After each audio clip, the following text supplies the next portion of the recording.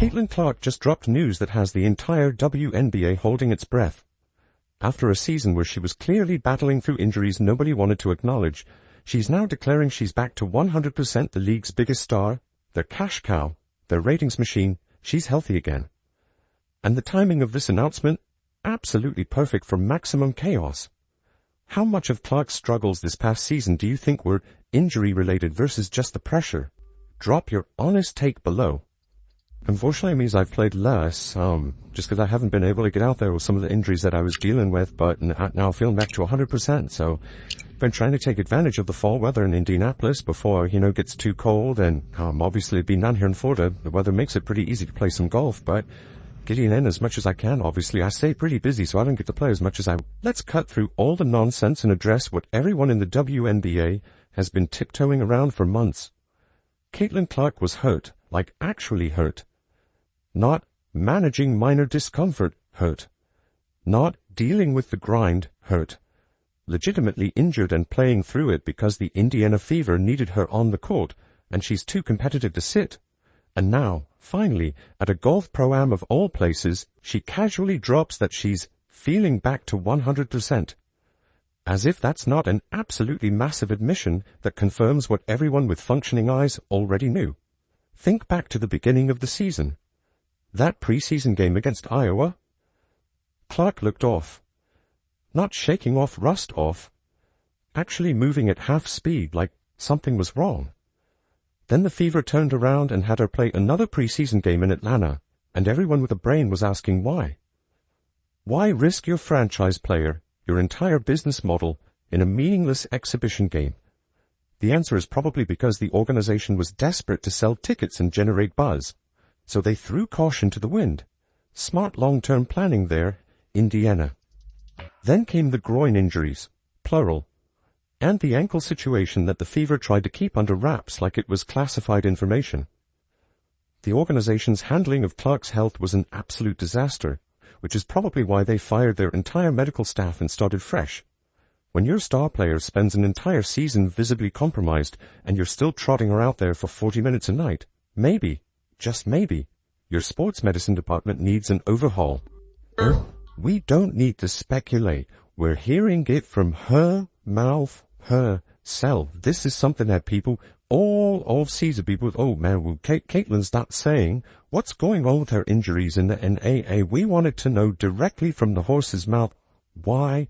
Because we know we can't trust Stephanie White. We know for a fact, we can't trust Amber Cox, Kelly Crosskoff in the Indiana Fever organization. But here's the thing that should terrify every other team in the WNBA. Caitlin Clark just told everyone she's healthy now. The player who dragged the Fever to relevance while playing on one leg is about to show up next season at full strength. That's not just good news for Indiana. That's an existential threat to every team that thought they'd figured her out. Because, spoiler alert, they didn't figure her out. They just played against a hobbled version and barely survived.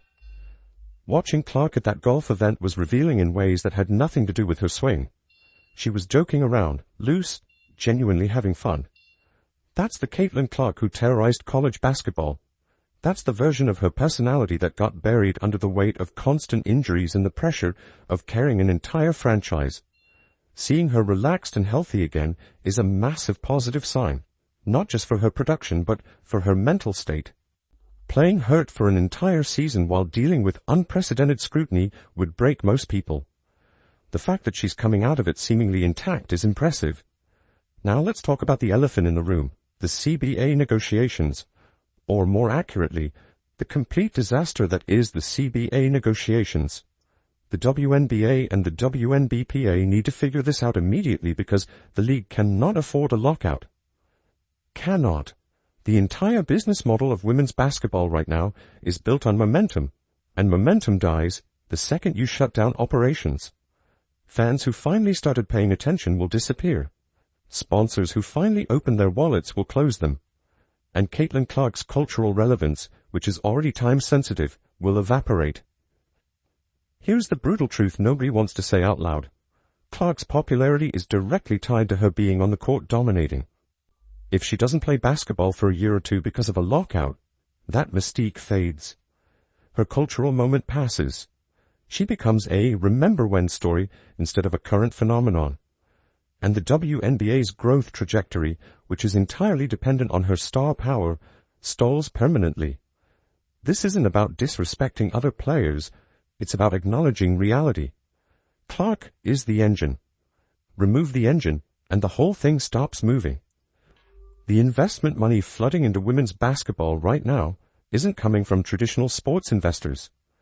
It's coming from tech bros who see women's sports as the next big speculative bet. They're treating it like crypto or AI. Get in early. Watch the valuation explode. Cash out. These are people who can afford to lose $1 billion on a gamble because they're playing with house money anyway. The comparison to venture capital is perfect, because that's exactly what this is. High risk, high reward betting on an emerging market. And yes, there's Saudi money involved through various investment vehicles, but the bulk of the real cash is coming from Silicon Valley types who looked at WNBA team valuations increasing tenfold in 4 years and thought, we need a piece of this. They can't get into men's sports leagues because the barriers to entry are too expensive. But women's sports, still relatively affordable with massive upside potential, so they're pouring money into leagues like Unrivaled and whatever Project B turns out to be, hoping one of these ventures becomes the next big thing.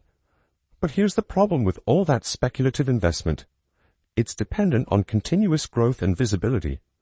The second the WNBA locks out and goes dark for a season, all those investors start asking themselves if they bet on the wrong horse. The narrative shifts from women's basketball is blowing up to women's basketball can't get out of its own way. And investor confidence, once lost, is really hard to rebuild. The WNBA seems to believe they have all the leverage because alternative leagues exist now. That's delusional.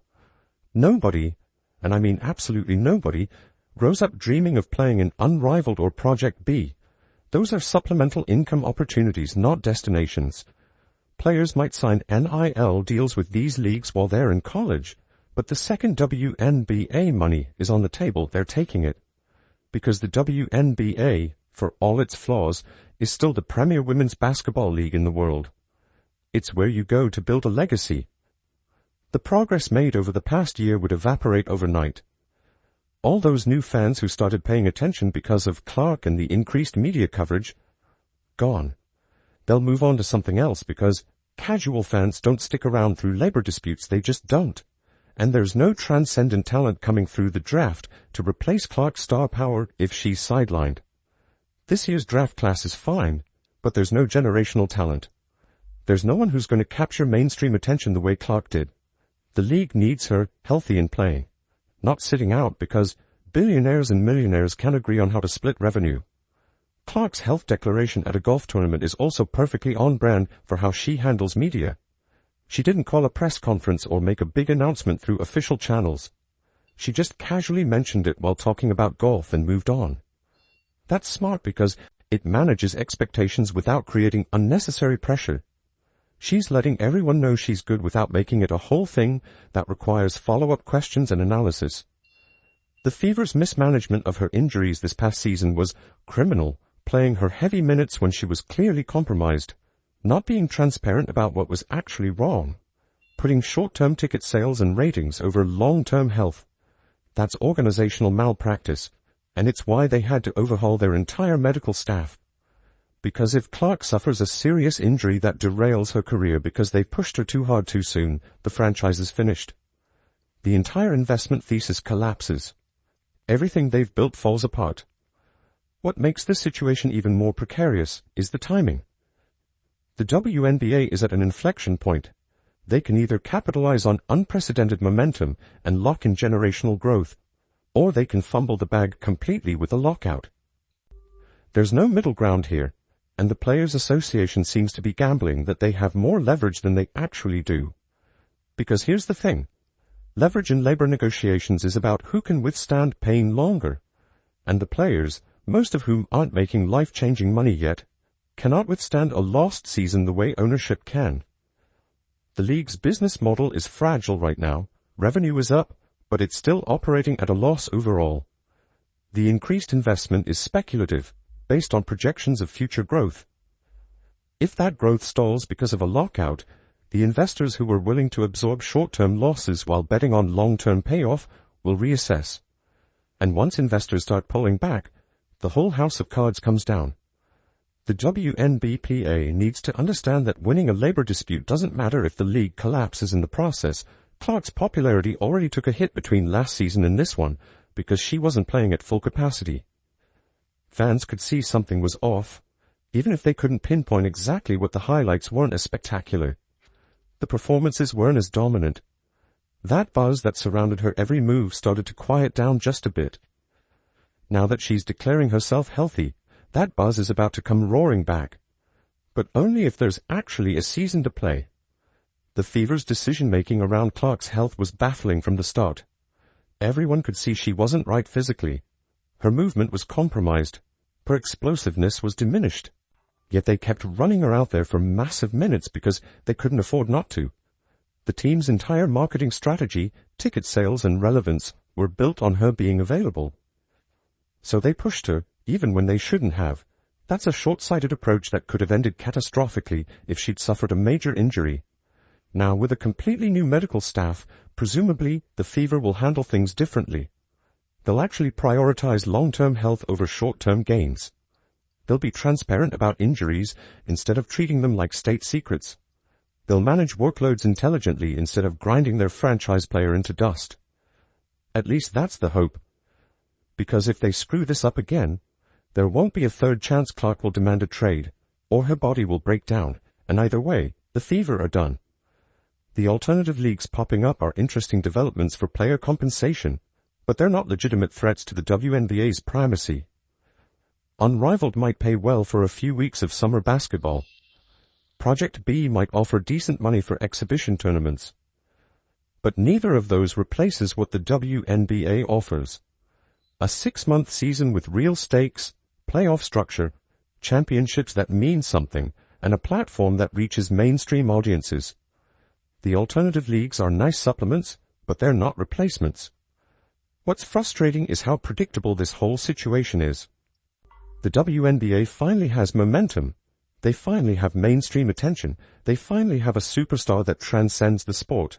And they're about to potentially blow it all up over a labor dispute that could be resolved if both sides' opportunity slowly closes. Actually prioritize the league's long-term health. But instead we get posturing and threats and brinkmanship, while the window of Clark being healthy changes everything going into next season. If there is a next season, she's not going to be satisfied with the individual success she had while compromised. She's going to want team success, championships, legacy-building moments. And a healthy Caitlin Clark on a Fever team that's had a full off-season to build around her properly is legitimately scary for the rest of the league. That's a contender, not just a plucky underdog story. The irony is that the very success Clark brought to the league is what's creating leverage in these CBA negotiations. Players are asking for more money because revenue is up. And revenue is up largely because of Clark. So in a weird way, her success is creating the conditions that might lead to a lockout that damages her career and the league's trajectory. That's sports business in a nutshell. Everyone trying to maximize their piece of the pie without considering that fighting over it might destroy the whole thing. Caitlin Clark just told the WNBA she's ready to dominate again, but only if there's actually a season to play. The league's biggest star is healthy, the money is flowing, and the momentum is real. But a lockout could torch it all. If you want analysis that doesn't waste your time, hit like and subscribe.